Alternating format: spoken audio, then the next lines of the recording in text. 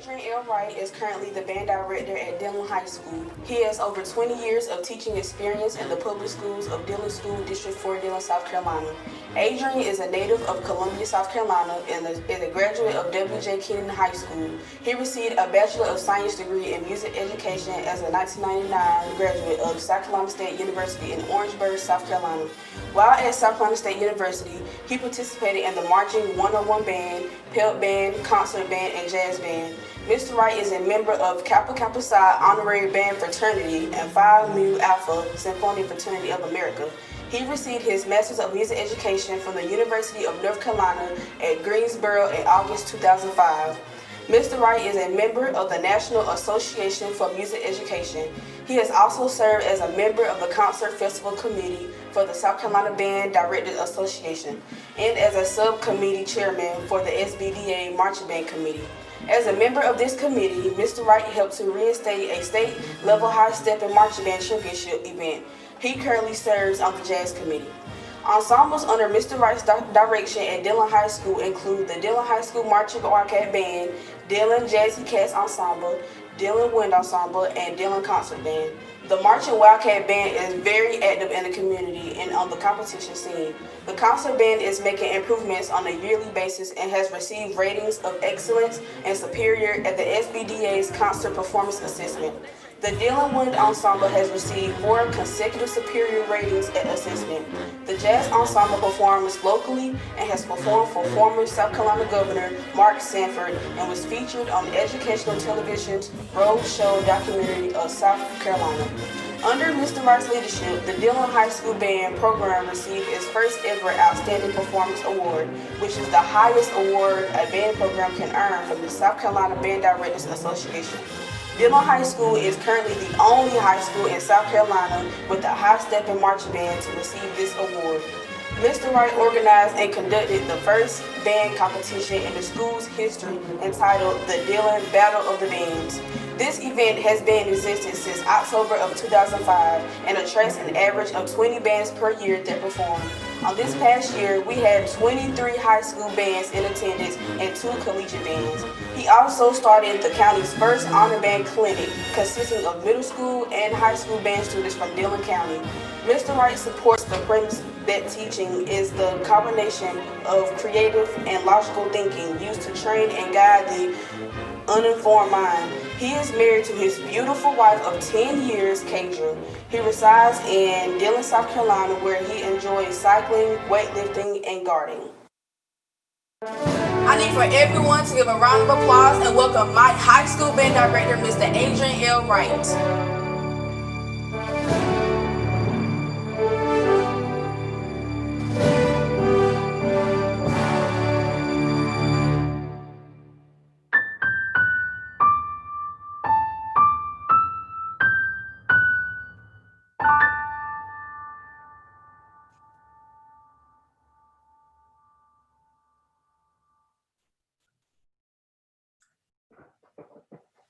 All right, greetings everyone. That was an amazing introduction. You guys' production is wonderful, and thank you tonight for that great introduction.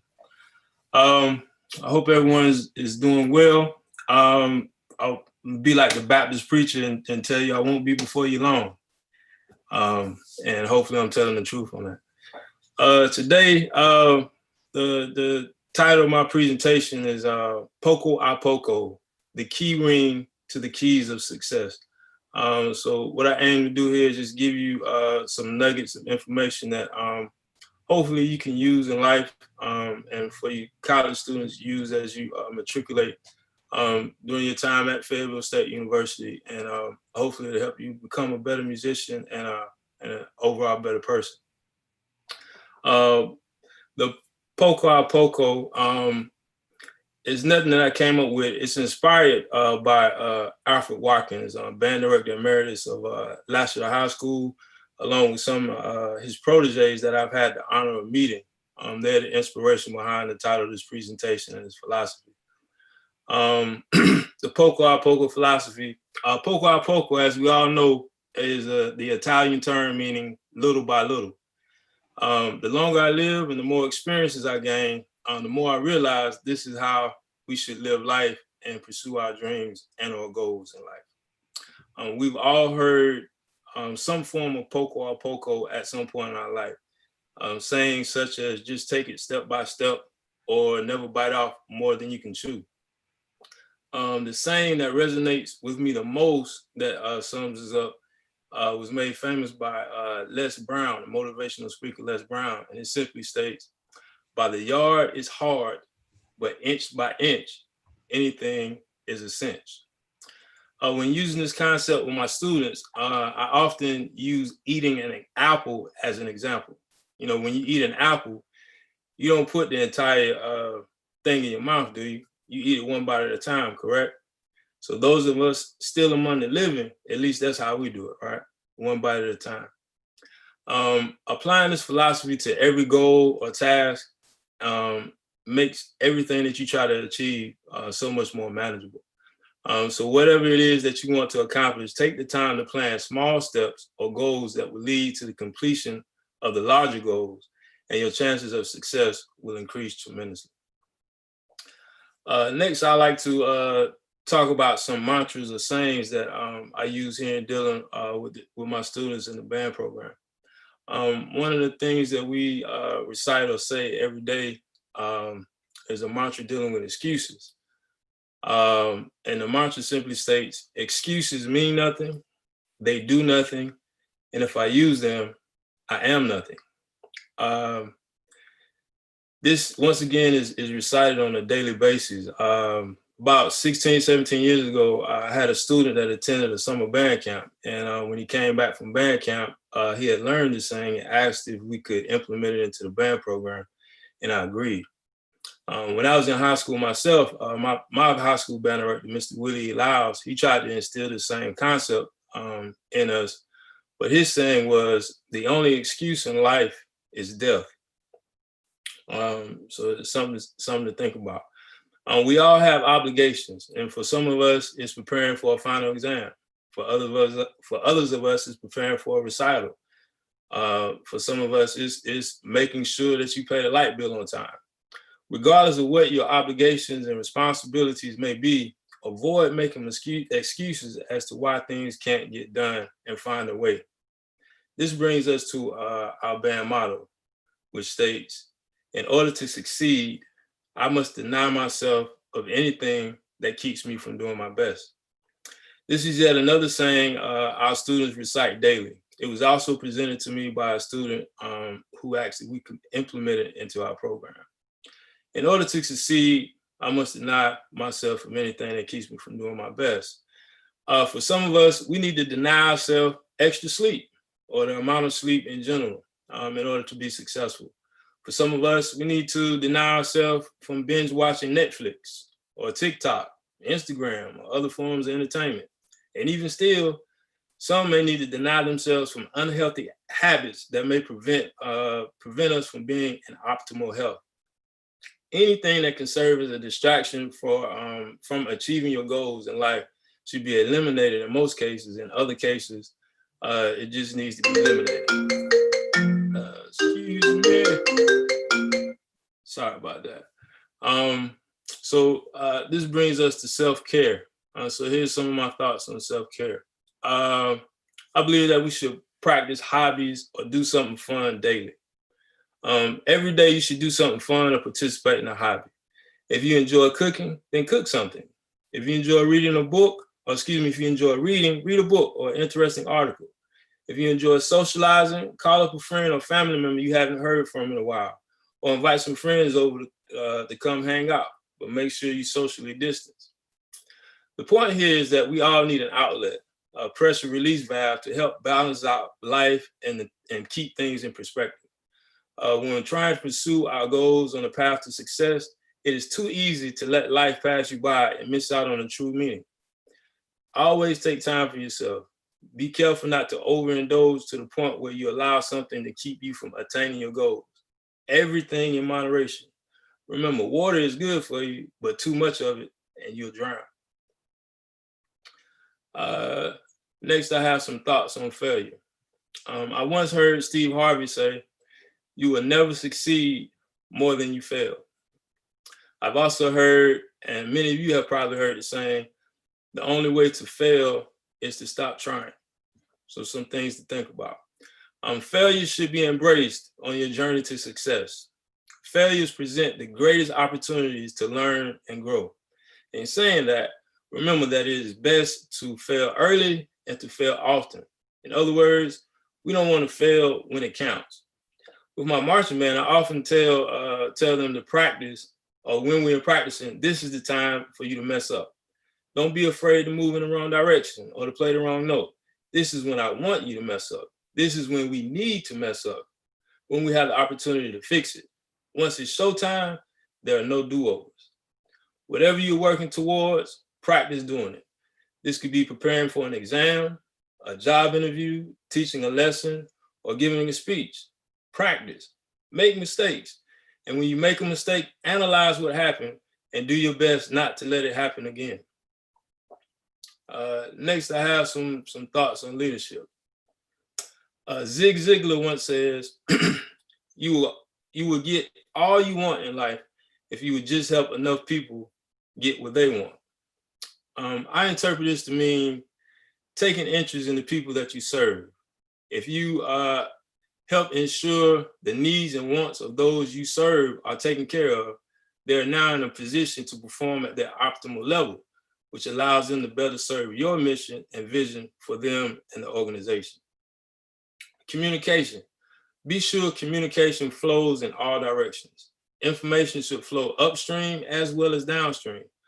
Your followers need to be comfortable asking questions and stating concerns. As a leader, you should always have an open ear to those you serve. Don't let your ego keep you from making the right decisions. Remember, pride comes before the fall. As you strive for higher positions in leadership and in life in general, never forget about the proverbial monkey on the pole. The higher the monkey climbs, the more he shows the world his behind. In other words, be prepared to have your business in the streets. Be prepared to have criticism or deal with the criticism that comes along with being a leader or a person in the limelight.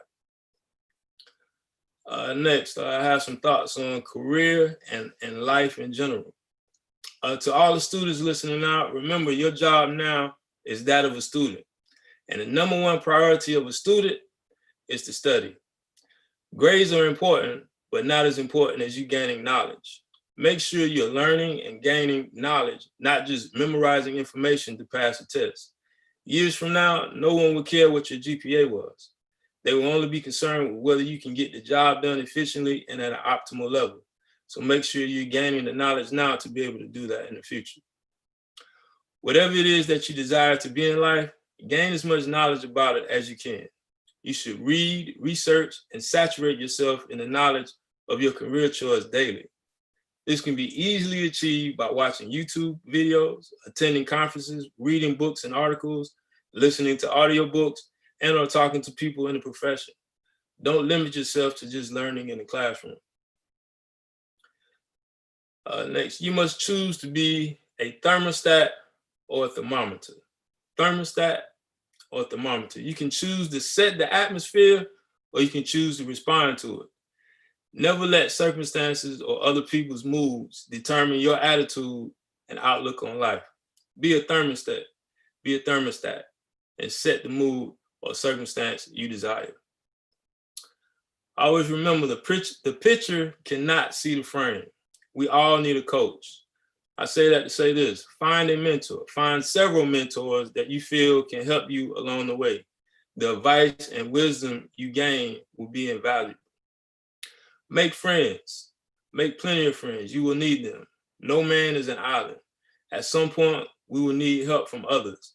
Better to get help from a friend than from a stranger.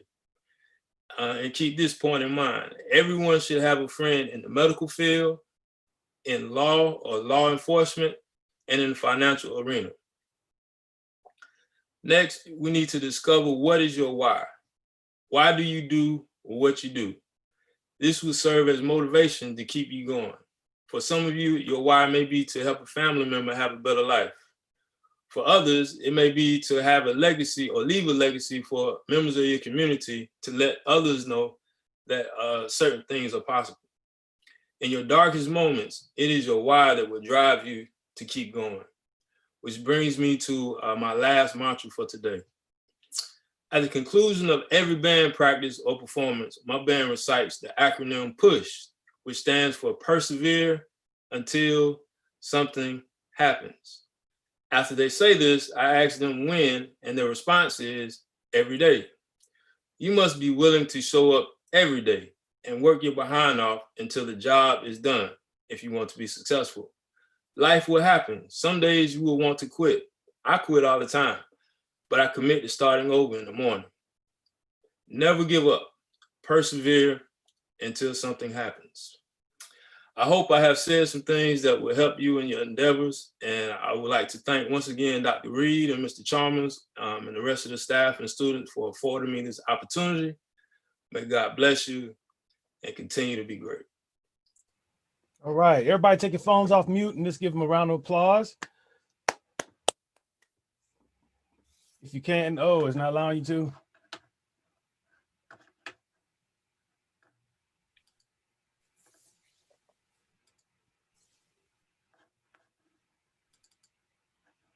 Gotta fix that.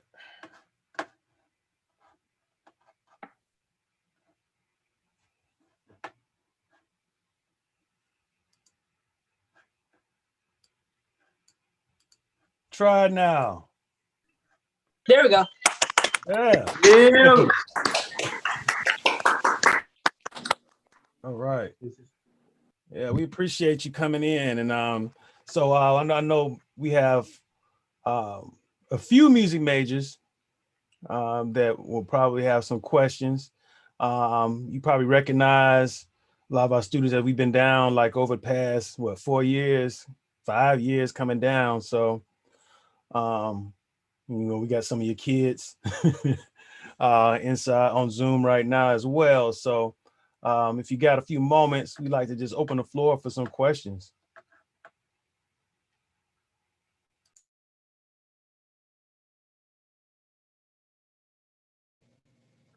Hello, Mr. Wright. I have a question. How do you go about finding and researching your mentors and asking them for help?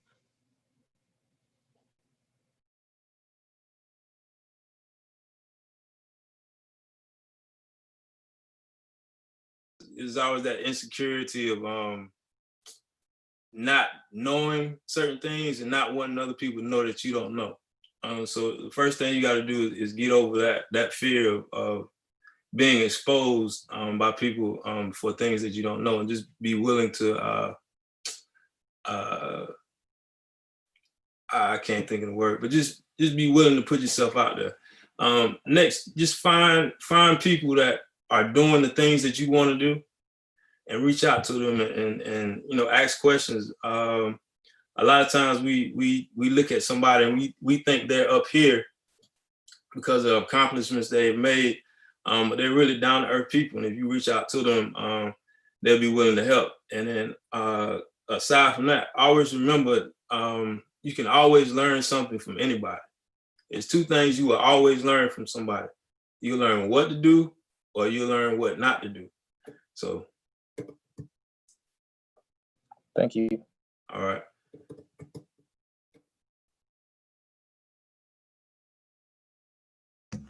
All right, I'll go ahead and sneak in. First, appreciate you, Doc, for coming through and talking to us and instilling some very powerful words and some food for thought for us. My question is, when establishing a program, what would be some things that you would say to a young music educator on establishing a program for the long haul? A lot. First, congratulations on your new haircut. But it goes back to what I mentioned earlier. You want to research, you want to read, you want to absorb as much information as you can about the craft, especially now that you're still in school, you haven't got out yet. If I'm you right there in Fayetteville, I would be Mr. Pratt's band room every chance I got. I'll be in Dr. Reed's office, Mr. Chalmers' office, every chance I got to soak up that knowledge that you can get while you're there. Also some of your other professors that may be influential.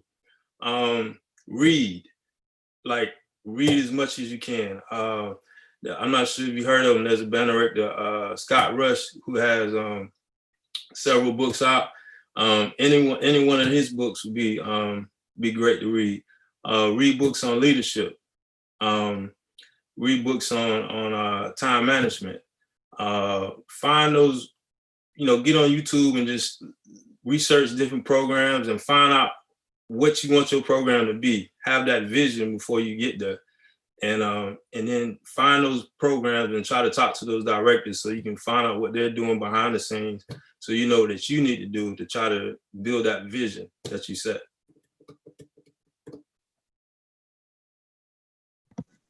Thank you. I have a question. I just wanted to thank you for coming to speak with us today.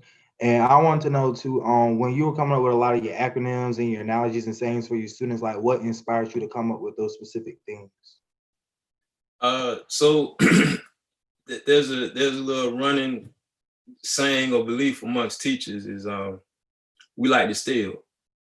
If you see or you hear something that's going on in another program that you like, take it and make it your own. A lot of the things that we do, I can't take credit for it. I may have adapted them some kind of way or changed them to fit my specific need, but I didn't necessarily create all of them from scratch. So like I mentioned several times, a lot of those mantras, the students, they went to different camps and picked them up and we brought them back. One of those I was fortunate enough to be a clinician at Savannah State University Summer Band Camp. And one of the sayings Savannah State had for their band program, we adapted. I had a friend of mine, Gary Rogers, who used to be a band director at Marlboro County High School. And he had some sayings that they used to say. I adapted those. Duncan C. Gray was at Johnson C. Smith. He had some sayings and we adapted those. So, because we got this little thing we said at the end that comes from the church, band is good. They say all the time, I say all the time, they say band is good. So, you along your path, things that you observe different things, you like, I like that. And you just put it on in and use it. Hey, Mr. Wright, how you doing? Good to see you. Thank you for coming to speak with us. I have a question. As a music ed major, I find myself sometimes being down and out sometimes and being low, not saying all the time, but what are some things some advice you can give to some music majors or those who are about to graduate to keep them for the long haul? The first thing is to know that you got time.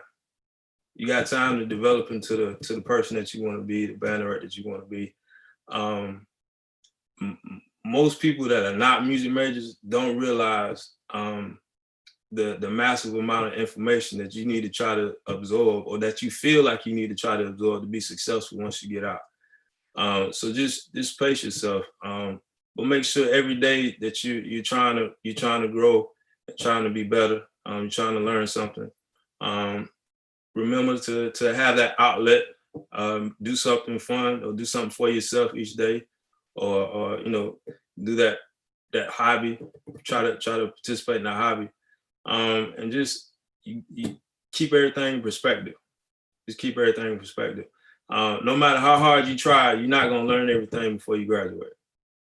And you're gonna do the majority of your learning once you get out of school and you actually start teaching. And there's no way, as great as Fayetteville University is, or any other university you want to talk about, they cannot teach you everything you need to know in those 4 years that you do.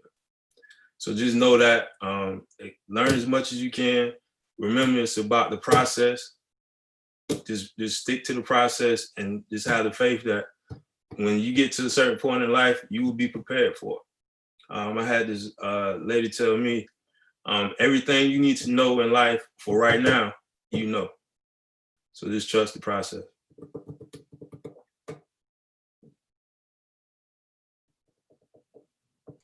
Anybody else? I have a question. Go ahead, Tanaya. Go ahead. All right. First of all, hey, Mr. Wright. How you doing? Doing good. So, what things did you do differently to make your band program better? Like each year, do you do anything differently, or? So when I was in college, in the education department, they had this philosophy. I can't remember the exact phrase that they used, but basically, after each lesson, they wanted you were supposed to reflect on what took place, and take notice of what went well, what didn't go well, and then what didn't go well, try to find a way to improve that. So I take that same approach, just on a larger scale. So right now, even though this is kind of a weird year because of this pandemic, I'm already thinking about things that I need to implement next year to allow the program to continue to grow, or at least at the worst case scenario, maintain. So it's just a matter of reflecting, analyzing what goes well, what doesn't go well, and then trying to find a way to improve what didn't go well and trying to find a way to maintain what did go well.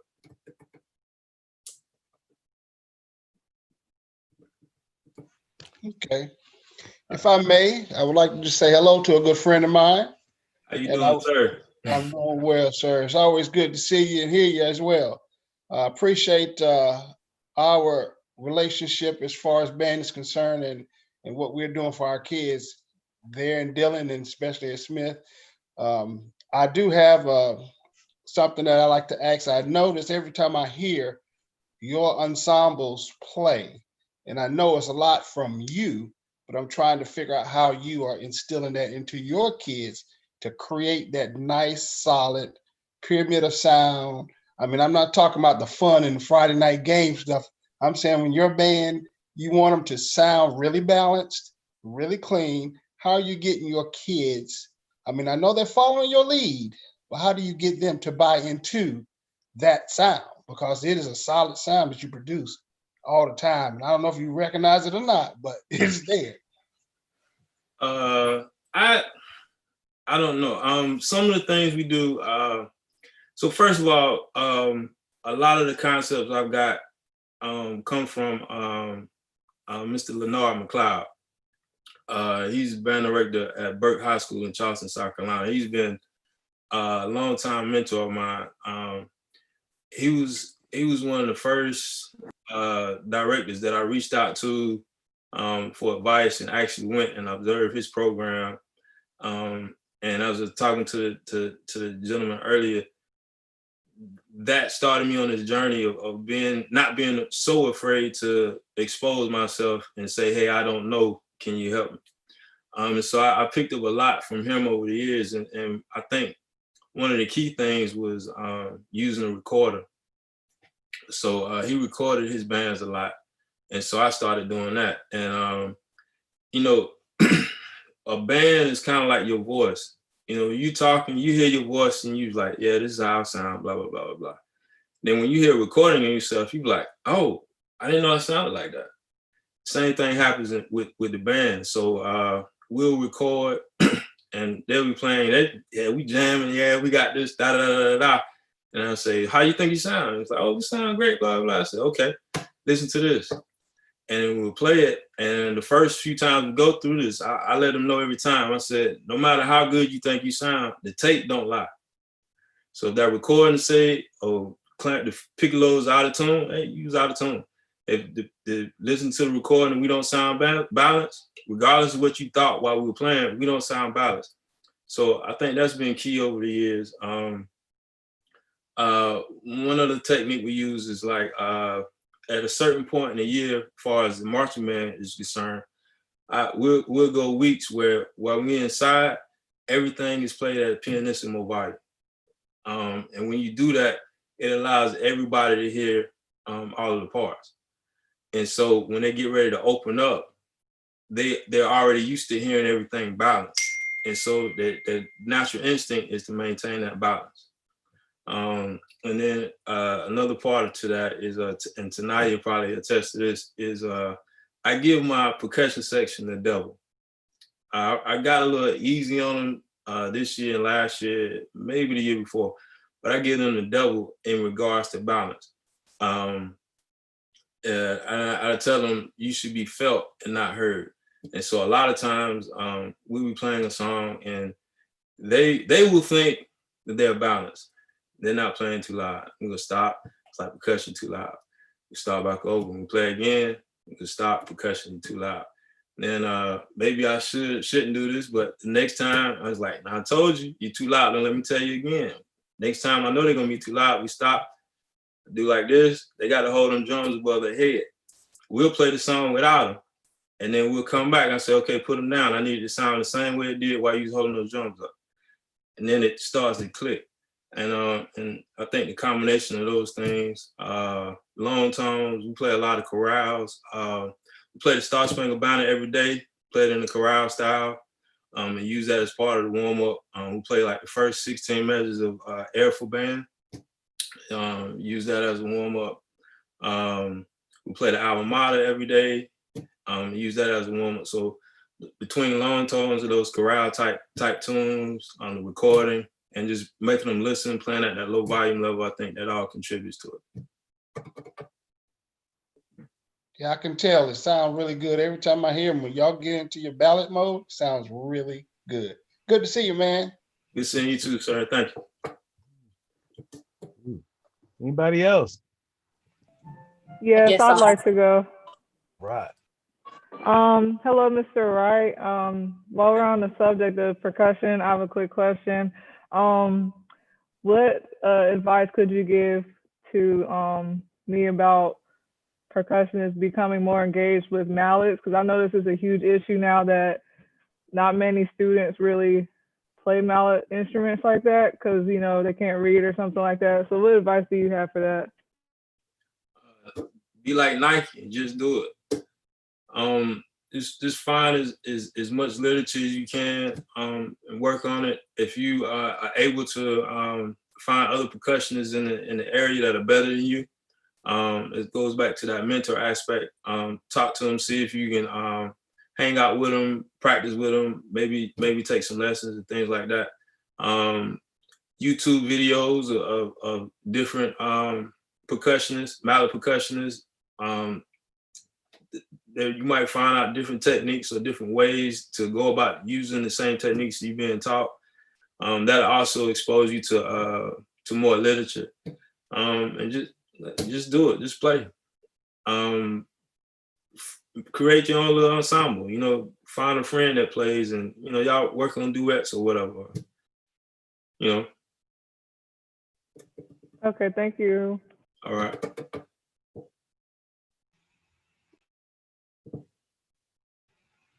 Somebody else, or was that an echo? I thought someone else. Oh, I had a question. So hello, thank you for coming and talking to us today. There's a lot of things that, you know, us students have taken away.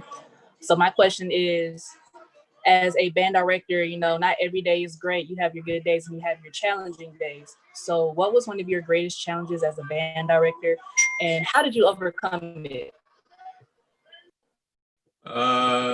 Too many to name, but recently teaching in COVID, with this COVID-19 going on. This first semester was well, not first semester, the first 9 weeks was kind of stressful. Just noticing some of the kids not putting forth the same effort that I know they would have if we were face to face. So I had to first ask myself, my high school band director, my first year teaching, the summer before I started, he told me, whenever you have a problem with your band, he said, the first thing you need to do is look in the mirror. And he said, the second thing you need to do is remember what it was like when you were in the band. Remember what it felt like to be a student. So in using that, I just had to take a step back and look at myself and see. I had to ask myself, is what I'm asking them to do, is it too much? Is the structure that I have set in place for them to submit their assignments, is it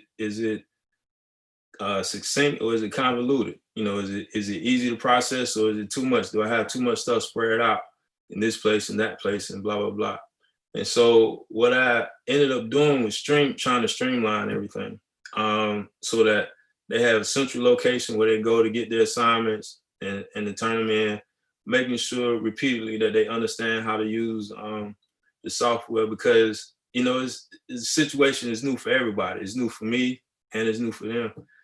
So that has been my biggest challenge of late, is just trying to engage the students and making sure that the goals that I set for them are achievable and that they understand those goals and know how to achieve. Thank you.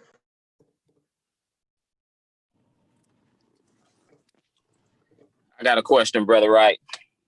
All right, doctor. Look, man, I seen you at district, region, all state competitions. You know, we together a lot. Our bands are together a lot of clinics. I've noticed the relationship that you have with the students. They respect you to the highest. They cling to you. I want to know, what are some things that you do to develop such a great, not only professional and educator relationship with the student, but a personal relationship with the students as well? It's several points to that, to respond to that. So Leon Harvey, legendary band director here in South Carolina, was the band director at Wilson High School. And during my first 4 or 5 years, he was one of those band directors that I didn't have to ask him anything. He would always tell me he saw something special in me, and he would always just volunteer advice. And then from there, we could just have conversations, and I just pick his brain. People pick at me a lot for that, because I like to ask questions. I was on some Zoom meeting, I can't remember, Brandon was on there, and it was joking me about that. But anyway, so when we would talk, I would just ask questions. And he told me when dealing with students, minority students in particular, they need to know that you love them. They need to know that you care about them. So I always try to find ways to do that. Mr. McLeod, he would tell me the same thing, but he had different approaches to it. And so one thing I noticed when observing Burke High School, little small things like they make sure they keep refrigerated water in the bedroom, so the kid get thirsty, they can always have water. After school, a lot of these kids, you know, they may be in a situation where the only time they get a decent meal is lunch and breakfast at school. So he would have designated leaders to make peanut butter and jelly sandwiches after school. So if the kid got hungry, you know, they had something to eat after school. That does two things. It keeps the kid from going hungry after school, and it also serves as an energy boost, a little pick-me-up. So the kids have energy to give you the effort that you're looking for in rehearsal. So just showing the kids that I care about them, you know, that saying, they don't care how much you know until they know how much you care. The other side of that is trying to be genuine. My college band director, Mr. Ronald J. Sargent, in our conducting class, he used to stress to us on a weekly basis that you have to be genuine on the podium. Don't try to be somebody else. And I didn't know that I was struggling with that for quite some time, but for quite some time I was trying to be, you know, you see these legendary collegiate directors and you're like, oh, I want to be like him. I want to be straight up and down 6 o'clock, blah, blah, blah. That's not me. I like to tell corny jokes. And when I say corny, I mean like corn on your knee jokes. I like to sing songs that hadn't come out yet, and I don't know when they're coming out, you know? So I found that when I'm being myself, when I'm being genuine, the kids, they gravitate to me. it's oftentimes I'm like, I don't know why that person likes me, because if I were them, I wouldn't like me, but they do, and it's just a part of being genuine. Some of you could be in leadership positions and you gonna be straight up and down, and people are gonna gravitate to that, and they're gonna love you for that. Some of you gonna be jokesters, and people gonna love you for that, and they're gonna gravitate to that. And some of you gonna be somewhere in between. But whatever it is, you have to be comfortable being you. And once you get to that point, everything will flow in place. And then you have to spend time getting to know the kids outside of band. So we have several kids that play basketball. I even had a student play varsity football, junior varsity football. We had some kids that play softball. So when you have students that are engaged in these other activities, go out and see them, visit them, let them know that you take interest in them and not just interest in them as a musician. Another thing Mr. Harvey told me was people like to see you in the community. So, you got a student, they got a program going on at church, visit the church, or, they got something else going on, some other club or organization that they belong to, go and support that organization. And all of those things contribute to what you see.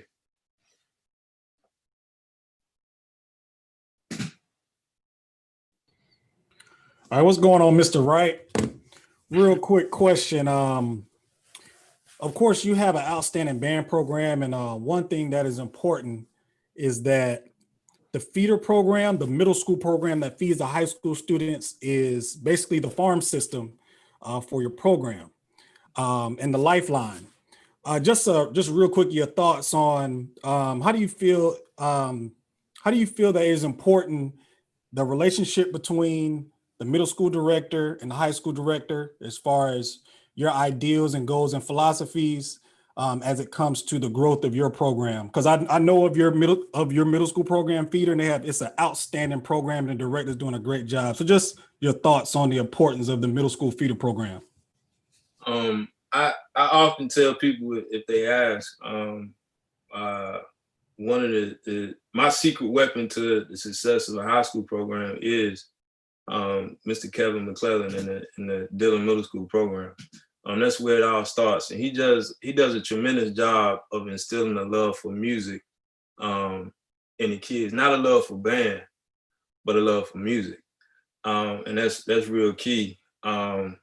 He just does a phenomenal job, better than anybody I know, of taking an interest into the student and letting the student know that he cares about them as a person. He's constantly checking their grades. He walks the halls and monitors the classrooms to make sure that they're doing what they're supposed to. He's calling parents and letting them know not only what the kid is doing in band class, but what they're doing in their other classes. So that's my secret weapon right there. Your feeder program, the better your feeder program is, the better your high school program can be. It doesn't guarantee you success, because I've seen programs where you have a dynamic program or director at the middle school, and then you get to the high school and you're like, man, what in the world is going on here? But having that strong foundation at the middle school helps. And then at both programs, we preach the fundamentals, scales, rhythms, long tones, and those sorts of things. And we both like to have fun. We got different ways of having fun, but we like to have fun, and we like to make sure the students have fun. And then we have a somewhat unique relationship in the band world. He's the band director there, Mr. McClellan, is actually a former student of mine. My first 2 years here were his last 2 years in high school. He was a musician prior to, but he never played in a band. He played keyboard and bass guitar. And so we had started band camp, and band was going on, and his dad is very, very widely known in the community, and he was riding around with his dad or something. He was telling me, and he saw the band practicing, and he told his dad, he said, "Dad, I want to be in the marching band." So his dad said, "Well, why don't you take your behind out there and be a part of the marching band?" And he's like, "Well, I don't know." He said, "Man, all you got to do is go out there and ask him. He's gonna say yeah, no. You say yeah, you do it. You say no, then you just don't do it." So he came out one day and said, "Hey, I want to be in the band." I said, "What you play?" He said, "Drums." I said, "Come on, I got one for you." And so we actually ended up switching him over to I think tuba towards the end of his senior year because he wanted to go to college. And he ended up going to Claflin University, got a band scholarship there, majored in music. He graduated the same year. I had a middle school director she was there for like 2 years, and she had left and didn't tell me she was leaving. It was like the week before school was gonna start, and she just 2 fingers got a job in North Carolina somewhere. And so I'm like, man, what we gonna do? We got to find somebody, because prior to her coming, I had taught both middle school and high school, and I didn't want to go back to that. And somebody said, "Man, you know Kevin graduated." So I said, "What?" He said, "Yeah, he just graduated." So I gave him a call and said, "Hey man, you interested?" She's like, "Man, I don't know, man." Nah. So we got him in contact with the superintendent, and the school board approved it, man, and he jumped right in there, and we've been moving ever since.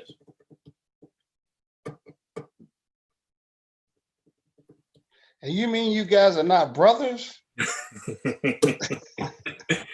No, we've been getting that since his first year teaching, man. Everybody swears up and down with brothers. We a lot of the students, for whatever reason, non-band students think that we're brothers, so we play with him like, "Yeah, that's my brother, that's my brother."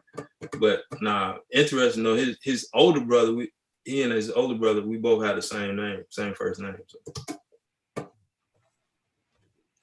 I would like to comment, or if Shu, with you and some other distinguished directors that are on the phone, could probably admonish something about teaching at a middle school, because we have this notion of a lot of students that are undergrad music majors who want to just automatically be thrust into high school with the perception of it being glamorous and go to college. I don't know if you guys could maybe just re-emphasize the importance of middle schools, not just for the high school feeders, but even further along to colleges and later. Yeah, everything starts with that middle school program. For the music majors out there, if you have the opportunity to teach at a middle school, I know a lot of us coming out of college, we had these aspirations to teach at a high school. We want to have the marching band experience and blah, blah, blah, maybe even work our way up to collegiate rank. But if you had the opportunity to teach at a middle school, do not pass that up. Because if you really want to make sure you know your craft, that's where you're going to learn. I mean, just think about it. If you teach at the high school level, these kids, majority of them, they're coming to you already being able to play. And the few that may not be able to play, you can stick them with Johnny and JoJo and be like, "Hey, teach them so and so and so," and pass that off. But at that middle school, if you ain't teaching, they ain't playing. They're not learning. And that's one of the things that I really liked about middle school when I taught middle school, is being able to take a kid from day one, don't even know how to open a case, and then you go to the end of that first year and they can play so many scales and jingle bells and Beethoven's Knife or blah, blah, blah. That's one of the true joys of it. And then, like I say, you as a director, it keeps you on your toes, because if Susie May is having issues getting the note out on that saxophone, you got to be a technician and know what the issue is. You got to know whether it's the placement of the reed, or is the mouthpiece chip, she putting her right hand covering those side keys when they shouldn't be. Is the armature formation correct? So you really get a chance to learn your craft, and it's gonna make you a stronger high school director if that's your goal once you get there.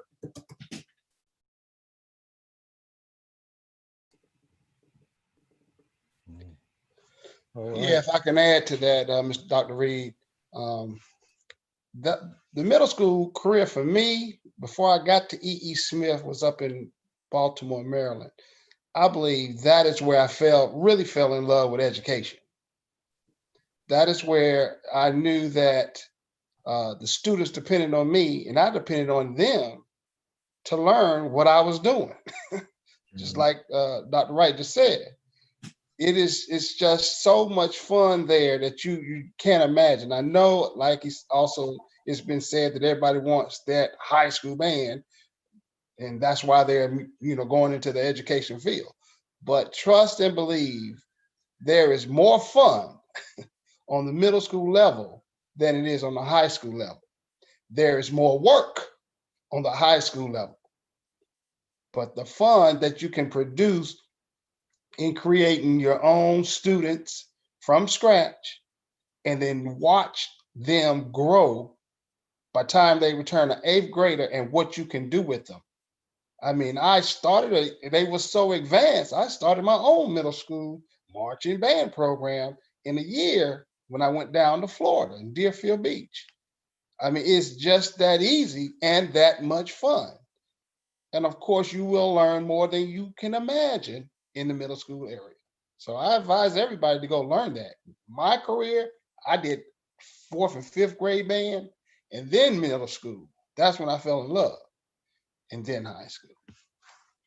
That's all. Yeah, I appreciate you emphasizing that because I see it's an important for the craft. And I hear so many, so many of us music educators who don't want to do middle school or try to avoid it or try to go there and leave. And that's like a cornerstone that's really impacting all of us, and they have some more passionate middle school teachers and when you see a passionate middle school teacher, you see a strong community, as a whole. Yeah, if I can add to that, a lot of people ask about some of the teaching techniques that I've gotten, and I learned those from the middle school level. It's just like Mr. Pratt was saying, just being creative and being able to do what you want to do. As a matter of fact, I think I took my my middle school to his festival for the show style directors my 2nd year at Santa Grove Middle School, and that's when we received our first superior, man. And those kids that were in that band and took that trip were able to follow me right up to high school, and they fell in love with it on that trip. And then it's also like, if you get to a high school and you don't have a decent middle school feeder program, you got to teach at the middle school level anyway. So it's good to have that experience and know how to teach those basics like Mr. Wright was talking about, because if you don't, like I say, if you don't have that, you're gonna have to do it anyway, either way. So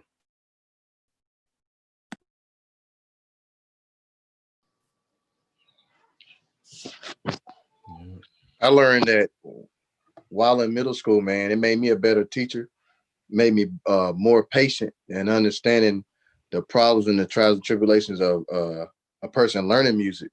So I felt like that was the best thing for me, because when I first started, I wasn't cut out for high school, but it gave me a chance to learn how to teach. It also gave me a chance to work under people to learn how to do other things besides, teaching music.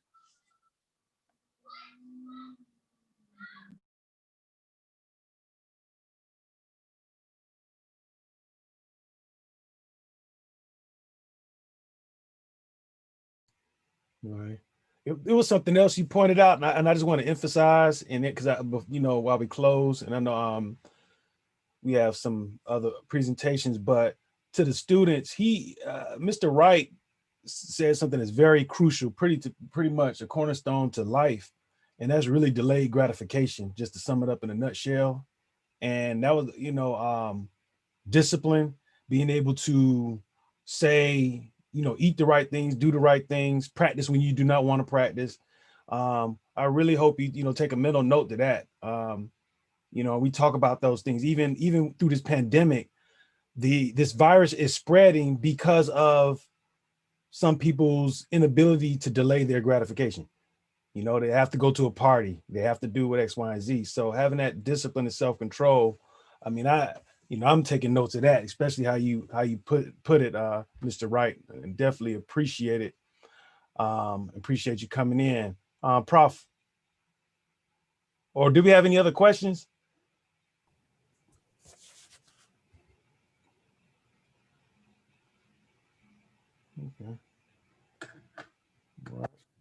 Okay. Real quick before we get out of here, I just want to recognize some people. First thing, I would like to recognize some of our supporters that we have on the call. I just want to recognize Mr. Roosevelt Pratt, Mr. Devon Pickett, Mr. Jeremy Ross. Appreciate you all. Mr. Oscar Wright, Mr. Brendan Johnson. We appreciate you as well. Also, too, any FSU alumni that's on the call, I saw some as well. Also, any students that are not MBX members that are music majors, I saw some on the call as well. Thank you, we appreciate that. Also, too, we had Mr. Tarshay Odom. He is the Southeastern District President for Kappa Kappa Psi National Honorary Band Fraternity. So we appreciate you for being on here and supporting as well. Any former students of Mr. Wright, I see we have Mr. Warren Shaw as well from Clark Atlanta University. So again, we appreciate everyone's support. And lastly, well, I wanted to give a shout out to one of our recruits that got away. Quadragus Nelson is on here. Okay. And then my former head drum major Brayon Bratcher is on here too. So okay. I wanted to definitely call him out. So Tyson McNair, former student on there as well. Yeah, we thank you all. Also, too. Appreciate it. Run up. Also, too, on social media, you can follow us. Facebook, the MBX, and also with our Instagram with at the MB Express as well. So if you can share that with your students so they can know everything that's going on, all things Fayetteville State University, specifically all things Marching Bronco Express. So we appreciate you all. And lastly, if everybody could unmute your mics and give Mr. Adrian Wright from Dillon High School a round of applause. We appreciate you, sir. Thank you.